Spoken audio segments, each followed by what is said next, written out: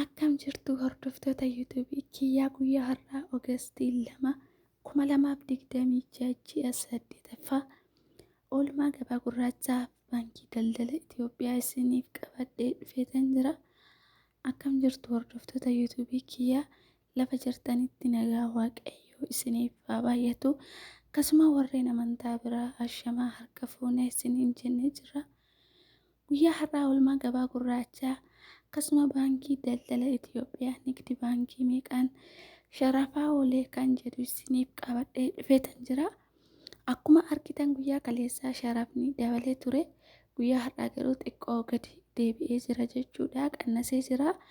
Mee hamma dhumaatti yoo na faana buutan guyyaa har'aa meeqaan sharafaa olee kan jedhu viidiyoo kana keessaa hin argattu jechuudha.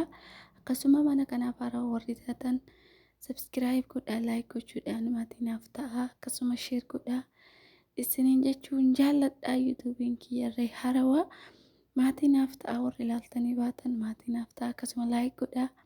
Viidiyoon kun share akka ta'uuf na gargaara isiniin jechuun jaalladhaa. Egaa guyyaa har'aa oolmaa sharafaa Oogustii 2 meeqaan sharafaa olee kan jedhu isiniif qabadhee dhufeetan jira jechuudha. Kanneen biyyoota akka USA dollar, British pound, Swiss franc, akkasuma Canada dollar, Australia dollar, Oman riyaal, Jordan dinar, Bahrain dinar kanneen biyyoota garaagaraa isiniif qabadhee dhufeen jira. Amma illee mana kanaaf haaraa warri taatan subscribe godhaa, maatiinaaf ta'a. Na jajjabeessaa isiniin jechuun jaalladha. Jalqaba irratti kan argannu USAdha. USA doolaariin tokko gabaa gurraacha irraan 181.43 baankii irraan 160.10 oolee jira jechuudha. Kan itti aanu yuuroodha.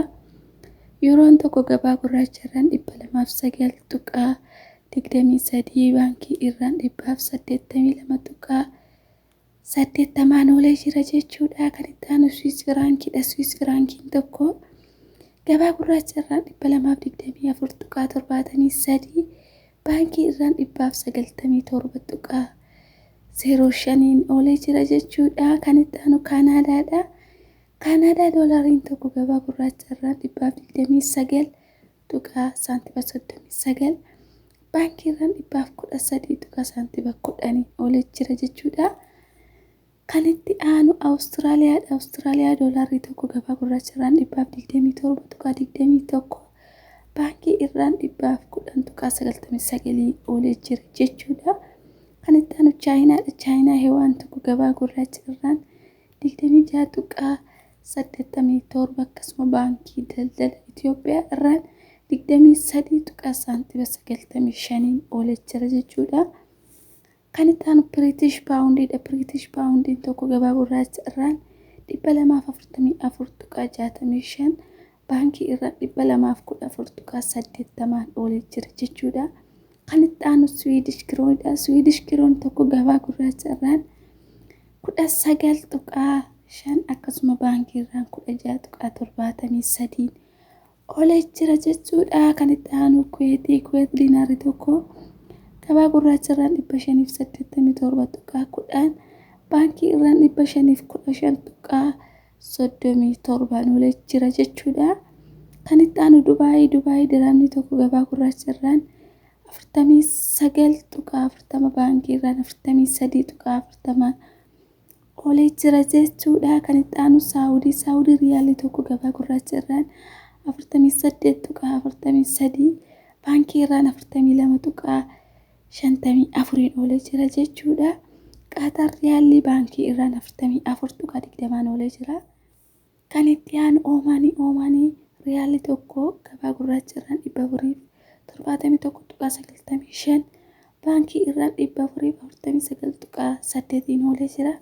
Kan itti aanu Joordaanii diinaarri tokko gabaa gurraacha irraan 255.95 baankii irraan 223.70 oolee jira.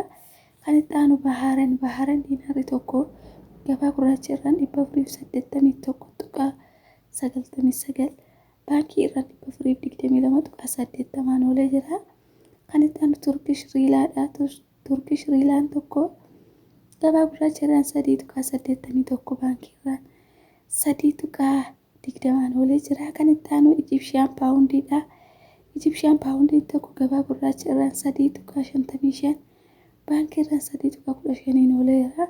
Kan itti aanu Yamanii riyaalii tokko gabaa gurraacha irraan 0.76 baankii irraan 0.67 oolee jira.